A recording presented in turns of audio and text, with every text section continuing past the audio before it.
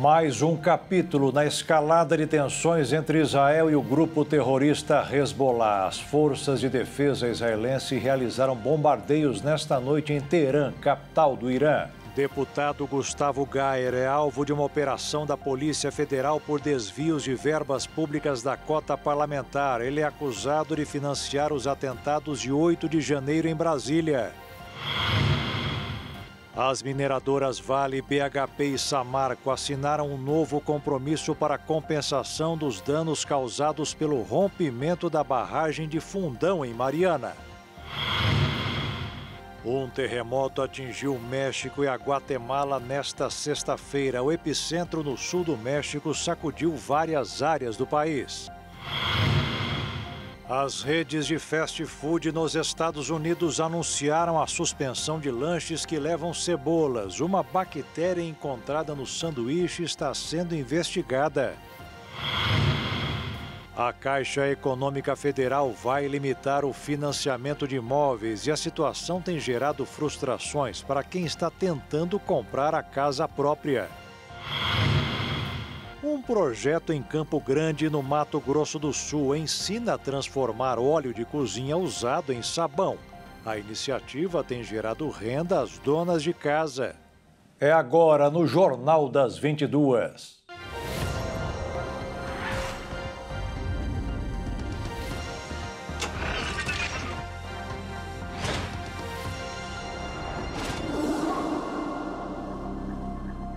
Olá, boa noite.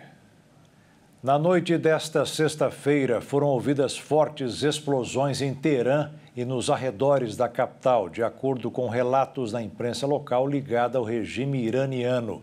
O exército de Israel confirmou agora há pouco que iniciou ataques contra o Irã. A agência de notícia iraniana Fars informou que várias explosões foram ouvidas nos arredores de Teherã e na cidade próxima de Karaj. Não há ainda um comunicado oficial do regime iraniano sobre o ocorrido. Forças Armadas de Israel afirmaram que os ataques iniciados hoje é em resposta aos meses de ataques contínuos do regime do Irã contra o Estado de Israel. As forças de defesa israelenses disseram que estão conduzindo ataques de precisão contra alvos militares no Irã. A ofensiva de Israel é uma resposta ao ataque executado pelo Irã com cerca de 200 mísseis no início de outubro, por sua vez anunciado como uma retaliação pela morte de Hassan Nasrallah, ele então líder do grupo xiita libanês Hezbollah, financiado e armado pelos iranianos e também aliados do grupo terrorista palestino Hamas. O deputado federal Gustavo Gayer, do Partido Liberal de Goiás, foi alvo de uma operação da Polícia Federal por desvio de verbas públicas da cota parlamentar para financiar os atentados de 8 de janeiro em Brasília. A PF afirma que o deputado faz parte de uma organização criminosa criada para desviar recursos públicos e atividades ilegais. Ao todo, a Polícia Federal cumpriu 19 mandados de busca e apreensão em Brasília, no apartamento funcional do parlamentar Cidade Ocidental, Valparaíso de Goiás, que ficam no entorno do Distrito Federal, Aparecida de Goiânia e Goiânia. Durante as buscas na residência de um assessor do deputado, os policiais encontraram cerca de R$72 mil em dinheiro. As medidas foram autorizadas pelo ministro do Supremo Tribunal Federal, Alexandre de Moraes, com manifestação favorável também da Procuradoria-Geral da República. Segundo Moraes, os indícios colhidos pela Polícia Federal revelam que o deputado federal Gustavo Gayer teria empregado seus secretários parlamentares remunerados com recursos públicos para o desempenho de demandas privadas, bem como teria utilizado verbas públicas para manter, ainda que parcialmente, essas atividades privadas, uma vez que funcionariam em local custeado com verbas de cota parlamentar. O dinheiro, de acordo com as investigações, saiu da cota parlamentar, verba pública da Câmara que cada deputado tem disponível para gastos com o exercício do mandato, o que inclui transporte, alimentação, aluguel de escritório político, entre outros. Segundo dados da Câmara, Gayer declarou despesas de 326,4 mil desses recursos neste ano. Segundo a Polícia Federal, Gustavo Gayer é suspeito de integrar um grupo que atuou na criação de uma organização da sociedade civil de interesses públicos, OCIP, com o intuito de receber verba pública por meio de emenda parlamentar. A negociação teria custado R$6 mil e foi paga diretamente por Gayer. A PF também encontrou provas de que o parlamentar utilizava verba pública para custear o aluguel de um imóvel em que funcionava uma escola de inglês de propriedade de sua família. Quando veio a pandemia, eu fiquei pagando o aluguel daqui durante um ano sem ter aula. A gente não pôde dar aula na escola. Então, o que aconteceu? Eu transformei a minha escola em uma escola online. Transformei essa escola em escola online e eu percebi que não precisava mais voltar para o espaço físico, ela ficou online. Quando eu virei deputado federal, eu transformei aqui o mesmo endereço, que eu já estou há 11 anos nesse mesmo endereço, eu transformei o meu endereço da escola em escritório político. Só que a escola é online, nunca houve uma aula aqui, nunca entrou nenhum funcionário da escola online aqui, absolutamente nenhum. A investigação teve início a partir da apreensão do celular do empresário João Paulo de Souza Cavalcante, dono da empresa Goiás Online, amigo do deputado contratado pelo gabinete dele e que atuava como operador das manifestações de vontade do parlamentar, atuando para a criação e alteração de entidades do terceiro setor para posterior recebimento de cota parlamentar. A PF também identificou pagamentos do gabinete de Gayer ao empresário, 3 parcelas de R$24 mil. Os investigadores disseram que esses valores foram pagos em desacordo com as funções contratadas. No mês de março e abril de 2023, ele tinha criado uma empresa que chama Goiás Online e essa empresa prestava serviço para mim como divulgação de ação parlamentar e cuidava da Facebook, respondia a galera no DM, no Facebook, criava alguns cards. Só que o trabalho dele estava muito ruim, sinceramente, e eu encerrei o contrato com ele 2 meses e meio depois. Também nesta sexta-feira, a primeira turma do STF começou a julgar uma queixa-crime apresentada pelo senador Vanderlan Cardoso, do PSD de Goiás, contra Gustavo Gayer por calúnia, difamação e injúria. O relator, ministro Alexandre de Moraes, votou para receber a queixa. Caso a decisão seja majoritária, o deputado irá virar réu. O governo da Venezuela denunciou o veto do Brasil na última quinta-feira, durante a reunião de cúpula realizada na Rússia, em Kazan. O Brasil ficou contra a entrada da Venezuela no grupo do BRICS. Segundo o governo venezuelano, foi um ato de agressão e um gesto hostil contra o país. Segundo o Ministério das Relações Exteriores venezuelano, Caracas contou com o respaldo e apoio dos países participantes nesta cúpula para a formalização de sua entrada neste mecanismo de integração. Mas a representação da chancelaria brasileira, liderada pelo embaixador Eduardo Paes Saboia, decidiu manter o veto que o ex-presidente Jair Bolsonaro aplicou contra a Venezuela durante anos. Essa ação constitui uma agressão à Venezuela e um gesto hostil, destacou o Ministério das Relações Exteriores venezuelano, que qualificou o veto de inexplicável e imoral.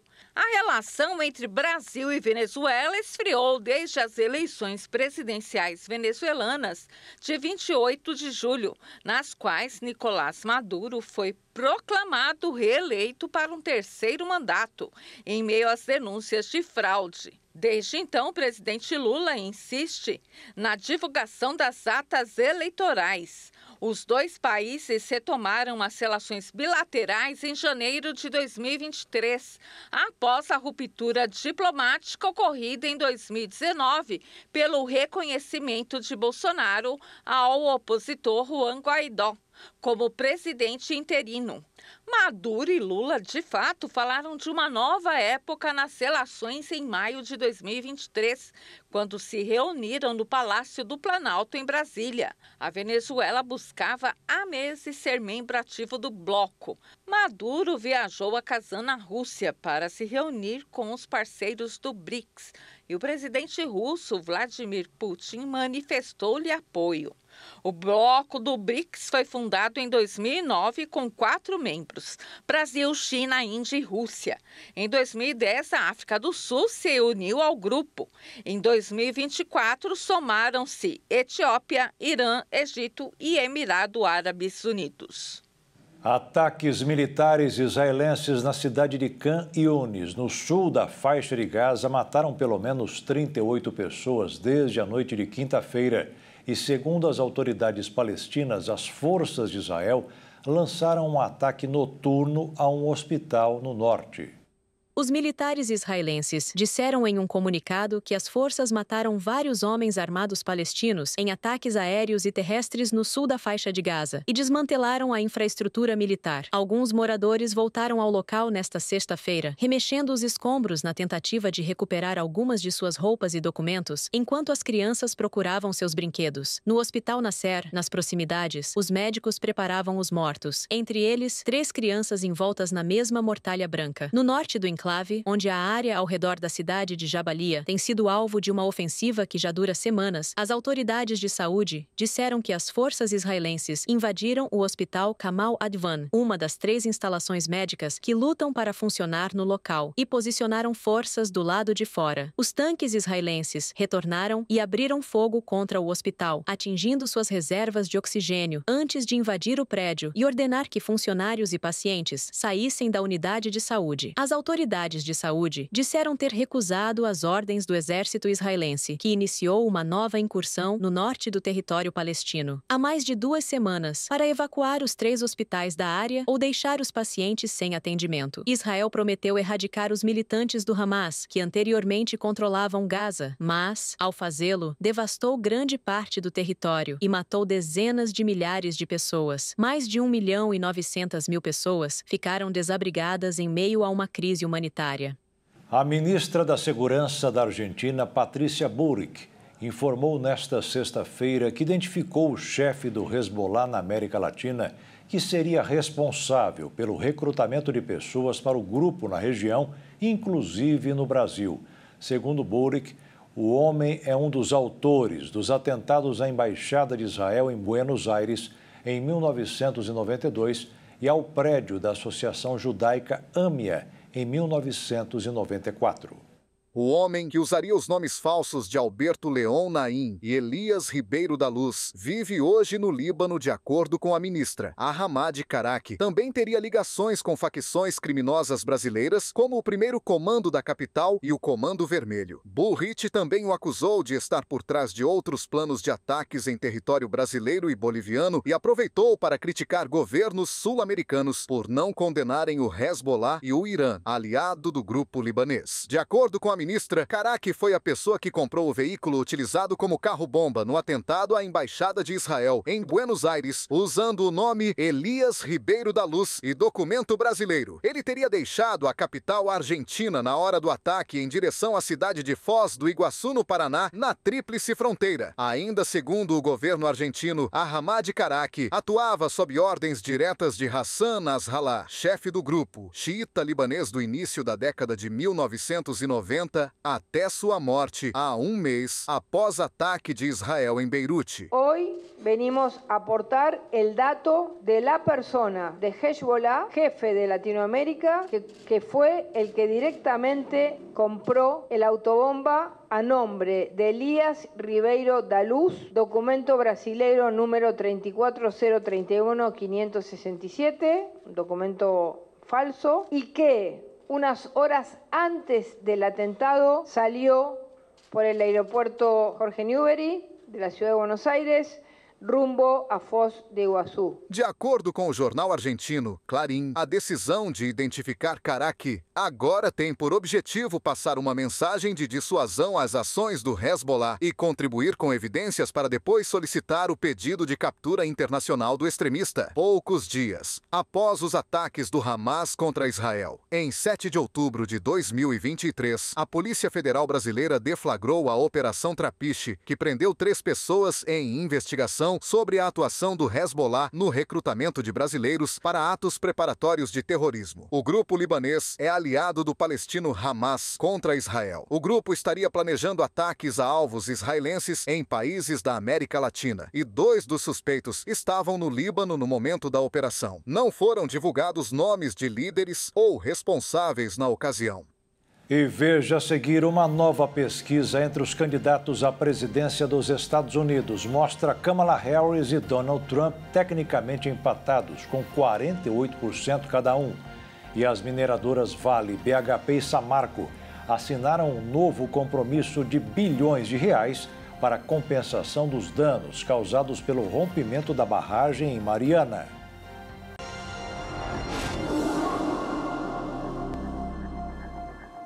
As mineradoras Vale, BHP e Samarco assinaram nesta sexta um novo compromisso para a compensação dos danos causados pelo rompimento da barragem de Fundão, que fica em Mariana, Minas Gerais.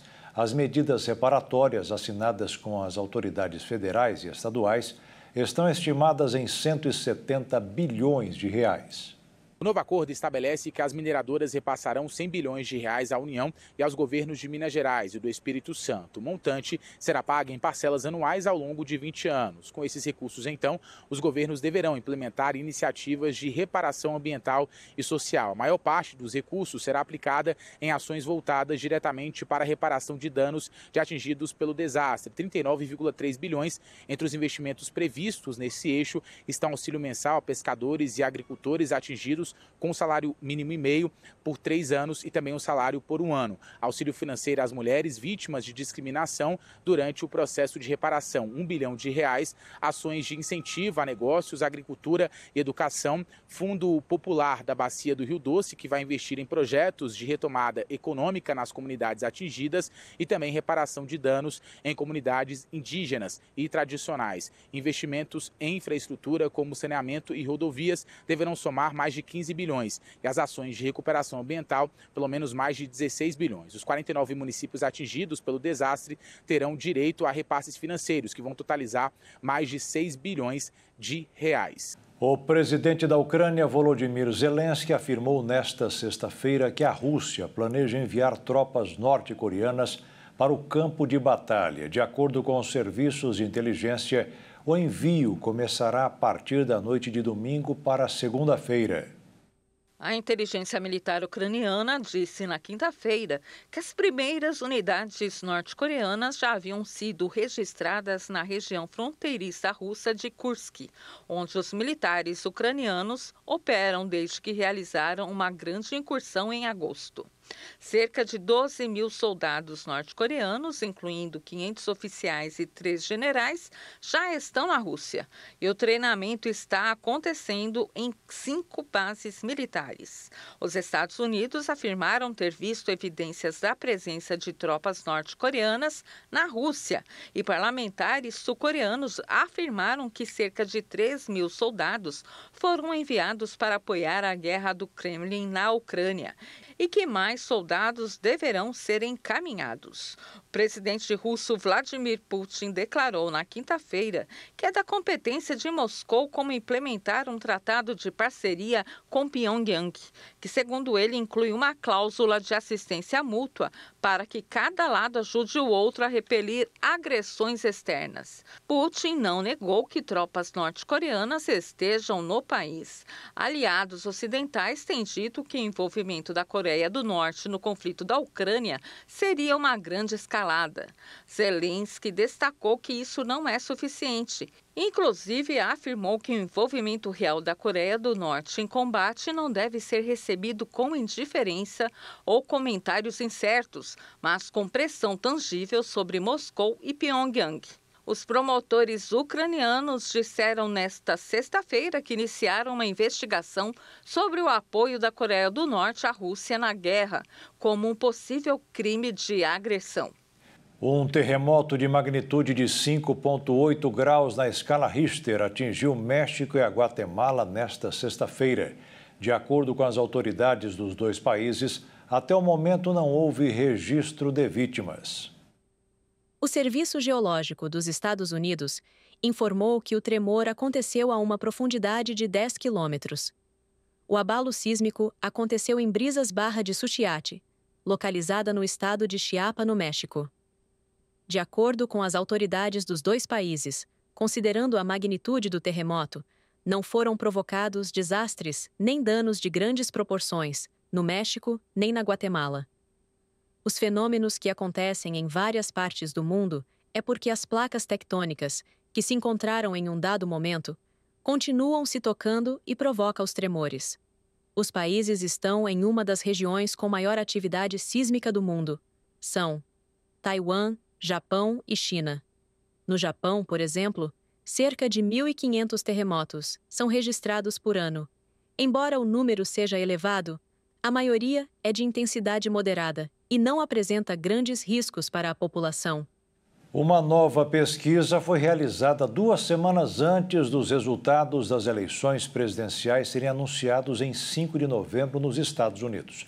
O levantamento mostra que a candidata democrata Kamala Harris e o republicano Donald Trump seguem empatados no voto popular com 48% cada um. Até o momento, cerca de 33 milhões de eleitores já votaram antecipadamente antes da data oficial, tanto pelo correio como pessoalmente nos estados onde essa possibilidade já foi aberta. Em comparação com uma outra pesquisa do Teams College, do início do mês, os democratas parecem ter sofrido uma leve perda de apoio no voto popular, apesar da porcentagem atual estar dentro da margem de erro da sondagem.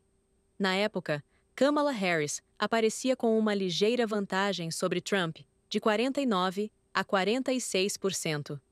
Nas últimas eleições presidenciais, o partido de Harris esteve à frente na contagem geral de votos, mesmo perdendo o pleito por conta dos votos do colégio eleitoral, como em 2016. De acordo com o jornal americano, a eleição presidencial será decidida nos 7 estados pêndulo, como Arizona, Geórgia, Michigan, Nevada, Carolina do Norte, Pensilvânia e Wisconsin, onde a disputa também segue acirrada, de acordo com a maioria das pesquisas eleitorais dos últimos meses. Os temas centrais que vão influenciar o voto são imigração, aborto e economia. A nova sondagem aponta que 15% dos entrevistados avaliam a imigração como a principal questão de interesse nacional. Na pesquisa anterior, 12% tinham a mesma visão. Na economia, Kamala aparece atrás de Trump por 6 pontos percentuais. No mês passado, ela aparecia com 13 pontos percentuais, a menos que ele, mostrando um crescimento de apoio nesse sentido. Quanto ao aborto, a democrata aparece com vantagem de 16 pontos sobre o republicano. A pesquisa New York Times Siena College entrevistou 2.516 eleitores em todos os Estados Unidos entre 20 e 23 de outubro. A margem de erro é de cerca de 2,2 pontos percentuais para mais ou para menos. Uma bactéria encontrada nos lanches do McDonald's fez com que outras redes de fast food retirassem cebola do cardápio. Uma pessoa morreu após consumir o produto e dezenas ficaram doentes devido a infecções. O McDonald's retirou de seu cardápio e suspendeu a venda do sanduíche quarteirão. O lanche é tido como causador do surto. Apesar dessas medidas, ainda há uma investigação em andamento para determinar se o surto foi realmente causado pelas cebolas fatiadas ou por hambúrgueres. Isso fez outras redes de fast food nos Estados Unidos, como Burger King, Pizza Hut e KFC, retirarem as cebolas frescas de seus produtos. A bactéria E. coli causa infecções no trato digestivo e urinário. Os principais sintomas são diarreia e dor abdominal intensas. Em casos mais graves, pode causar anemia, queda de plaquetas, lesões renais agudas e até a morte. A rede de fast food anunciou a suspensão do sanduíche em 10 estados dos Estados Unidos, o equivalente a 20% das lojas do país. O Centro de Controle e Prevenção de Doenças investiga a causa do surto e as principais causas podem ser as cebolas que acompanham os lanches.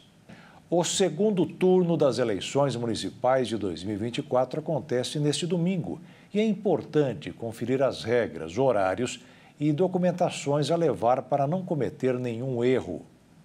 O segundo turno das eleições municipais de 2024 será realizado neste domingo, dia 27 de outubro, em 51 municípios brasileiros, incluindo 15 capitais. Este é o momento em que milhões de eleitores retornam às urnas para decidir entre os dois candidatos mais votados no primeiro turno, que ocupará o cargo de prefeito. Conforme o Tribunal Superior Eleitoral, o segundo turno é realizado quando nenhum dos candidatos alcança a maioria absoluta dos votos válidos, ou seja, mais de 50%. A votação ocorre das 8 horas da manhã às 17 horas, seguindo o horário de Brasília. Para votar, o eleitor precisa apresentar um documento oficial com foto, como carteira de identidade, CNH ou passaporte. Isto é, o que comprove que o votante está perante os mesários. Embora o título de eleitor não seja obrigatório, aquele título físico, o TSE recomenda que cada cidadão verifique o local de votação antecipadamente, o que pode ser feito no e-título ou no site do próprio tribunal. O e-título, além de facilitar a consulta, permite a justificativa de ausência caso o eleitor não compareça no dia. Votar ou justificar é obrigatório para brasileiros alfabetizados entre 18 e 70 anos. Caso contrário, é preciso justificar a falta no dia da votação via aplicativo ou pelo sistema Justifica, disponível no portal do TSE. No dia do pleito, o eleitor pode levar uma cola eleitoral com o número do candidato escolhido, anotado previamente para facilitar o voto. Contudo, o uso de celulares e outros dispositivos dentro da cabine de votação é expressamente proibido. O celular pode ser usado para a apresentação do e-título aos mesários, mas deve ser deixado com eles antes de entrar na cabine. Fotografar ou filmar o momento da votação, seja para uso pessoal ou de terceiros, é ilegal e sujeito a penalidades. Durante o dia da eleição, também serão proibidas algumas práticas que caracterizam boca de urna. Entre elas, estão abordagens para aliciar ou persuadir eleitores em frente às zonas eleitorais, distribuir brindes, camisetas ou outros materiais de candidatos e realizar aglomerações de apoio explícito. A pena para essas práticas pode variar de 6 meses a 1 ano de detenção, convertendo-se em prestação de serviços à comunidade e multa. E veja a seguir, novas regras da Caixa Econômica vão limitar o financiamento de imóveis e muitos contratos já prontos continuam parados esperando a liberação de dinheiro. E o censo demográfico mostra que aproximadamente 1/3 dos domicílios no Brasil são chefiados por uma mulher, as chamadas mães solo.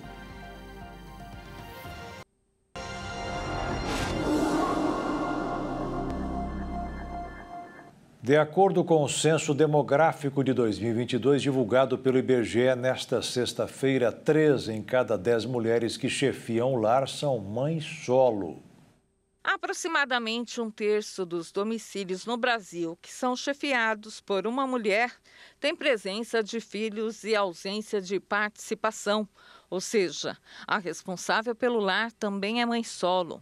Essa parcela soma mais de 10 milhões nos ambientes domésticos e é muito mais alta do que estão nessa situação chefiadas por homens, que chegam a 4,4%, ou seja, mais de 1 milhão de domicílios particulares. Essa divisão, que indica um perfil de monoparentalidade muito mais feminino, foi verificada em meio ao aumento na proporção de mulheres como responsáveis por lares desde o último levantamento em 2010, chegando praticamente à metade dos domicílios particulares no Brasil, que é mais de 72 milhões.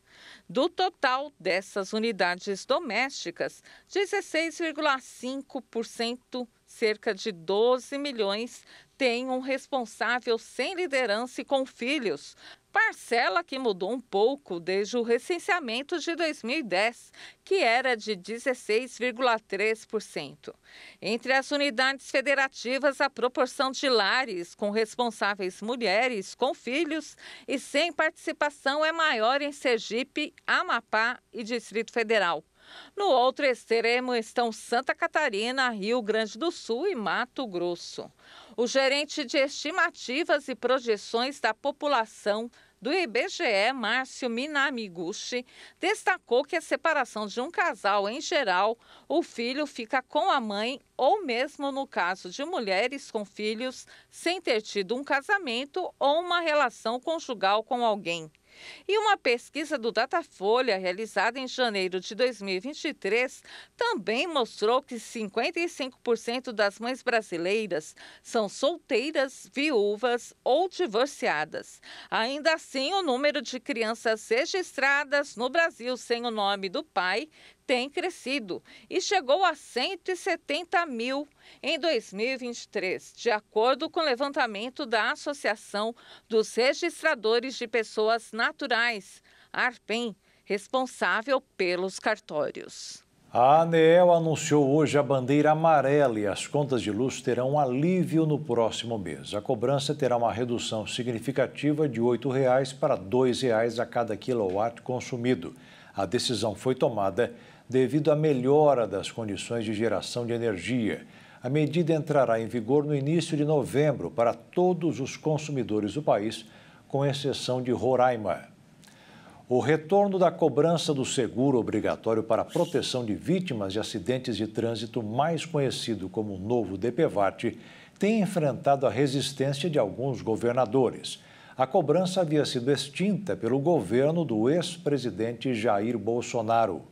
A cobrança havia sido extinta pelo governo do ex-presidente Jair Bolsonaro e será retomada a partir de 2025 por meio da Lei Complementar 207, aprovada no Congresso Nacional e sancionada pelo presidente Lula. O novo DPVAT será administrado pela Caixa e passará a se chamar SPVAT. E os donos de veículos automotores deverão realizar o pagamento uma vez por ano. Os governadores de São Paulo, Minas Gerais, Santa Catarina, Goiás, Distrito Federal e Paraná já sinalizaram que não irão cobrar o novo DPVAT. O governo de São Paulo rejeitou a proposta da Caixa Econômica Federal para realizar a cobrança. A proposta sugeria que o Detran de São Paulo ficasse responsável pela cobrança, incluindo o tributo junto ao licenciamento do veículo e do IPVA de 2025, repassando a maior parte dos valores para a União. O novo DPVAT cobrará uma tarifa anual que ficará entre R$ 50 e R$ 60 a partir de 2025 e terá validade do dia 1º de janeiro de cada ano até o dia 31 de dezembro. Quem não estiver com o pagamento da taxa em dia terá problemas para fazer o licenciamento anual do veículo, baixar o registro de veículos automotores e para efetuar a transferência de propriedade. De acordo com a legislação, 5% do valor arrecadado com o novo DPVAT será repassado mensalmente ao coordenador do Sistema Nacional de Trânsito, o COTRAN, para programas de prevenção de acidentes e divulgação do seguro. Outra fatia maior, de 35% a 40%, será enviada para estados e municípios para investimento no transporte público. Durante o debate sobre o retorno da taxa, a oposição criticou a cobrança, uma vez que a medida atinge também os motoristas que possuem seguro privado.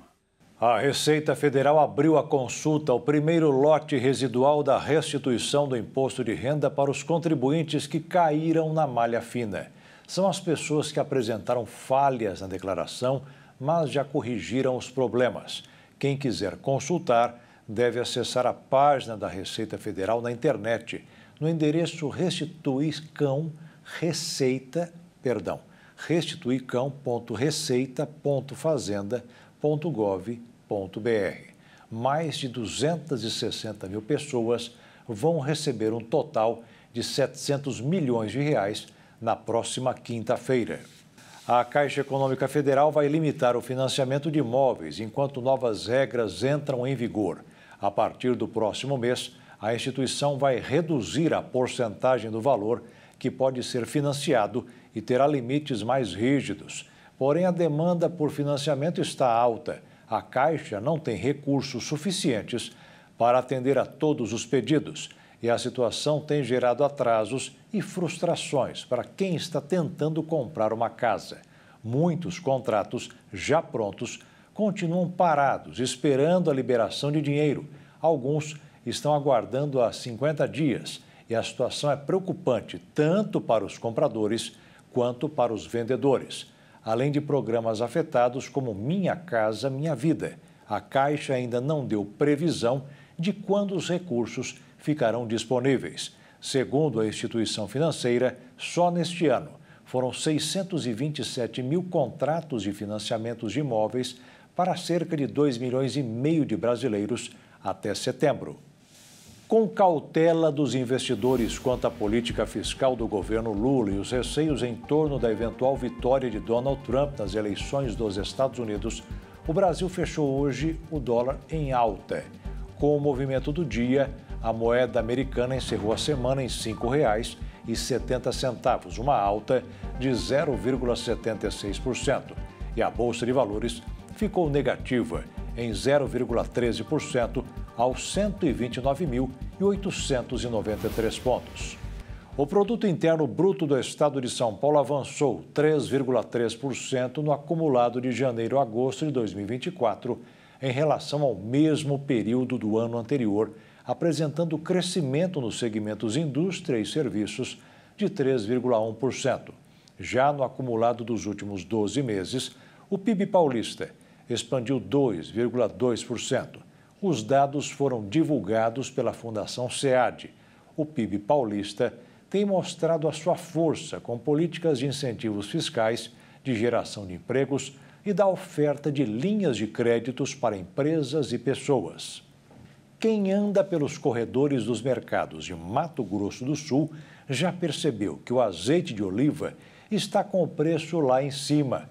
Além disso, diversas marcas tiveram que ser retiradas das prateleiras por ordem do Ministério da Agricultura. O Procon de Mato Grosso do Sul divulgou um alerta reforçando a lista feita pelo Ministério da Agricultura e Pecuária com 11 marcas de azeites que eram comercializadas em todo o território nacional e foram consideradas impróprias para o consumo. Marcas reprovadas pelo Ministério da Agricultura e Pecuária são a Malaga, Rio Negro, Quinta de Aveiro, Cordilheira, Serrano, Oviedo, Imperial, Ouro Negro, Carcavelos, Pérola Negra e La Ventosa. Caso o consumidor tenha dúvidas em relação às marcas, uma lista com todos os nomes foi divulgada no site do Procon de Mato Grosso do Sul. Aqui no estado a gente avisou a Associação de Supermercados e também a Vigilância Sanitária para que a gente possa, então, coibir a comercialização desses produtos aqui. O secretário executivo do Procon estadual explica que o consumidor que encontrar essas marcas à venda deve avisar o responsável do mercado e, caso já tenha adquirido o produto, é possível pedir pela troca. Ele leva ao supermercado, pede a troca por outro que ele possa utilizar em casa com segurança, ou a devolução do dinheiro que ele pagou. Se o estabelecimento persistir em vender as marcas vetadas, poderá ser multado. Olha, ele está sujeito a sanções, né? Primeiro, a apreensão da mercadoria, o descarte da mercadoria e também uma sanção administrativa. Ele pode levar uma multa, né? Além dos produtos impróprios, o consumidor também deve ficar atento com os preços abusivos. Ele vai solicitar ao comerciante que apresente as notas fiscais de compra desses produtos para a gente ver se realmente existe abuso, excesso, no preço colocado. E aí, se isso ocorrer, realmente ele está sujeito a uma análise mais criteriosa e pode até ser sancionado por isso. Entretanto, o Procon reforça que o azeite de oliva passa por alta no mundo todo e quem deseja ter o produto no carrinho de compras precisa preparar o bolso. Houve uma queda na produção mundial. O Brasil não é um grande produtor, nós temos algumas regiões que produzem, Então, isso dá uma escassez de oferta, por conseguinte, também uma elevação no preço. E veja a seguir, uma empresa de aviação anunciou um novo sistema para impedir que passageiros furem a fila na hora de embarcar. E morreu aos 56 anos o ex-lateral Zé Carlos, conhecido por defender a seleção brasileira na Copa do Mundo de 98.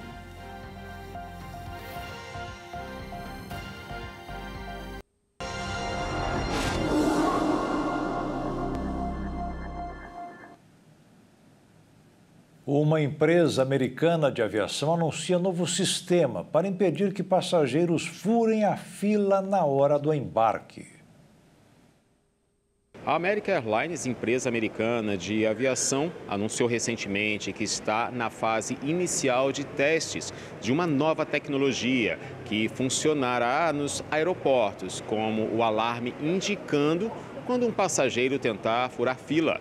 e tentar também embarcar no avião antes do horário previamente definido ou fora do grupo determinado. De acordo com a empresa, o novo sistema anti-fura-fila emitirá um sinal audível para alertar o agente do portão, que impedirá o embarque do passageiro. A tecnologia foi implantada no Albuquerque International Sunport, localizado no Novo México, no Aeroporto Internacional de Tucson, no Arizona, e no Aeroporto Nacional de Ronald Reagan, em Washington. Em nota, a American Airlines disse que esta inovação foi projetada para garantir aos clientes os benefícios do acesso prioritário com mais facilidade e também melhorar a experiência de embarque. A empresa disse estar satisfeita com os resultados até agora, assim como vários passageiros que foram às redes sociais para compartilhar as opiniões positivas em relação ao novo sistema.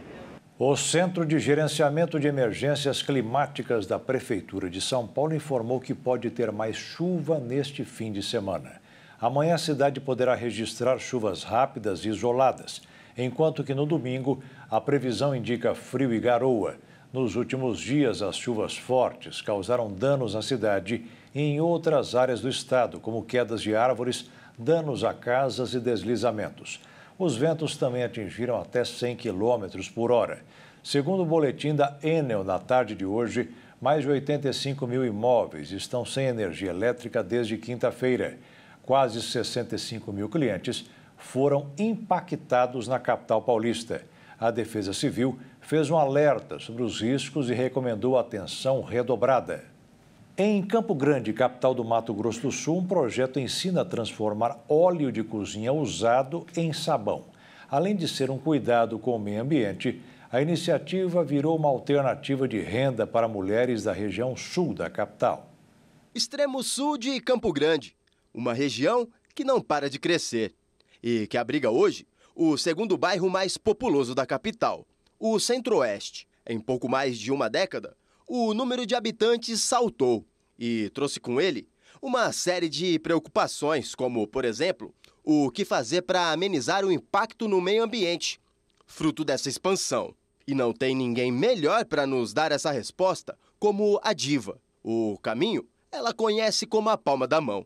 É o mesmo trajeto que faz há mais de 20 anos como agente comunitária no bairro vizinho, o Jardim Los Angeles. De porta em porta, zela pela saúde dos moradores e, no tempo vago, recolhe óleo de cozinha usado para gerar renda a outras mulheres da comunidade. A gente descobriu o trabalho formiguinha de estar recolhendo esse óleo para esse grande projeto hoje, que a ideia é a geração de renda, né? Então, através desse trabalho meu como agente comunitário, a população ficou sabendo e acaba doando óleo para a gente, que ele falou assim, olha que importante esse projeto, por que não doar óleo para vocês? A Sirlene sempre guarda o que sobra da fritura do pastelzinho. Eu achei interessante, porque até então não tinha onde colocar esses óleos, né, de fritura, e ver que elas fazem um ótimo serviço com eles, que ajuda, né, as outras famílias também, sustentar, né, a sua casa, né, que é um dinheirinho que entra. Durante essa caminhada, além do óleo, Diva foi juntando amizades e conquistas. Conciliando trabalho e família, se formou em serviço social e se tornou especialista em gestão de cidades. Uma batalhadora que fez da profissão uma ferramenta de transformação social. Para nós, salvar o planeta é importante e ajudar as pessoas no seu dia a dia é mais importante ainda, que é a inclusão social das nossas mulheres, é a inclusão social dos nossos filhos. E foi no quintal de casa que deu início a essa missão. No ano passado, em parceria com a empresa responsável pelos serviços de água e esgoto da capital, reuniu um grupo de mulheres para um curso de saboaria. Das 15 alunas, restaram 4, que se uniram e hoje tocam essa pequena fábrica.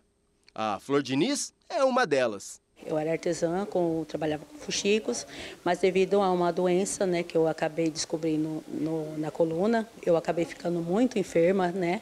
Em 2009 eu descobri essa doença, que era um degenerativo, e isso me causou fibromialgia, né, que acabou paralisando um pouco no meu braço esquerdo, e eu não consigo mais fazer, costurar nem nada, né? E através disso eu entrei em depressão. E as sócias foram além. Conheci as meninas, né, desse projeto, a gente começou, falou assim, vamos expandir né, esse trabalho que a gente começou com aprendendo o básico, e desse básico a gente tinha outras ideias.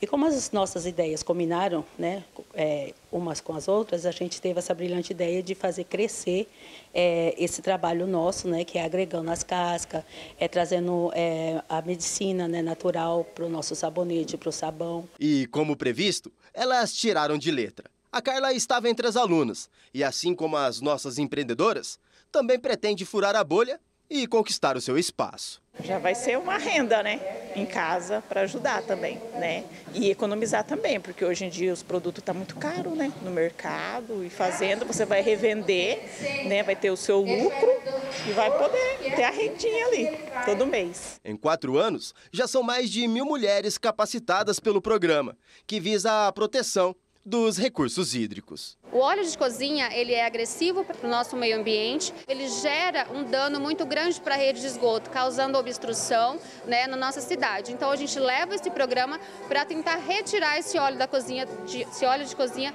da rede de esgoto. Mais de 60 mil litros de óleo de cozinha já foram retirados da rede de esgoto mediante esse programa. Nosso intuito sempre foi retirar o óleo de cozinha da rede de esgoto, né, que é o foco, a questão do meio ambiente, né, mas ter esse desdobramento, ter isso como foco também, o empreender dessas mulheres, trouxe para a concessionária uma felicidade muito grande. Então, o programa ele só tem a ganhar com isso. Morreu aos 56 anos o ex-lateral Zé Carlos, conhecido por defender a seleção brasileira na Copa do Mundo de 1998. Zé Carlos foi encontrado nesta sexta-feira sem vida na casa de uma sobrinha em Osasco, na Grande São Paulo. Segundo a família, a demora para acordar levantou uma suspeita e acionaram os bombeiros. O ex-lateral começou sua carreira em clubes menores, mas se destacou pelo São Paulo. O atleta foi convocado por Zagallo e atuou na semifinal da Copa contra a Holanda. Depois do Mundial, jogou por equipes como Grêmio e Ponte Preta, se aposentando em 2005. Zé Carlos deixou uma filha de 8 anos e um filho de 16. A ginástica rítmica possui infinitas possibilidades de movimentos corporais combinados aos elementos de balé e dança teatral, onde desenvolve harmonia, graça e beleza em movimentos criativos.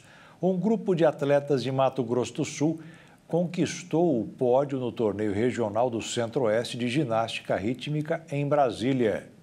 A conquista absoluta do primeiro lugar da Júlia e da terceira colocação de Emanuele no torneio regional Centro-Oeste de ginástica rítmica em Brasília trouxe experiência e aprendizados. Eu estava muito animada para competir e como é uma competição grande eu queria ter um bom resultado porque eu estava treinando há muito tempo. Aí eu cheguei lá e fiz o meu melhor, foi muito bom, fiquei muito feliz. Foi uma competição muito importante para mim. E eu fiquei muito feliz. Eu fiquei muito nervosa, assim, porque foi meu primeiro regional. Tava muito feliz também por estar ali. Mesmo nervosa, eu fiquei bem feliz com o meu resultado também. Agora eu tô treinando bastante para me sair bem lá no Nacional. De volta a Campo Grande, a dupla intensifica os treinos de rotina para o próximo desafio que já está bem ali, a competição nacional da modalidade, entre 30 de outubro a 3 de novembro, lá em Cuiabá. A performance das atletas é acompanhada de perto pela equipe técnica. Elas estão se preparando desde o ano passado, treinos intensos, elas abdicaram das férias, abdicaram do tempo livre durante esse ano para chegar lá e mostrar tudo que elas e a equipe prepararam. Então, assim, esperávamos bons resultados, mas foi muito melhor do que o esperado. Depois dos grandes resultados da ginástica artística, né, que não é a nossa modalidade, mas assim, caminha junto, as ginastas se espelham nessas grandes atletas. Então, após as Olimpíadas, a procura aumentou bastante e nós ficamos felizes, que foi uma outra ginástica, mas acaba refletindo no nosso trabalho também. Então, quanto mais atletas entrarem na modalidade, melhor para todo mundo, porque o esporte ensina valores que não são ensinados em nenhum outro lugar. Júlia tem 1 ano e meio de prática. Emanuele está há 5 anos se aventurando entre arcos e fitas. O que as ginastas querem daqui para frente é continuar brilhando no pódio. O treino tá puxado, treinar todos os dias, bastante, a gente estende os treinos. Então, treinar bastante assim, fazer várias repetições para chegar e dar o nosso melhor e ter um bom resultado. Eu treino bastante, sempre me esforço o máximo que eu consigo.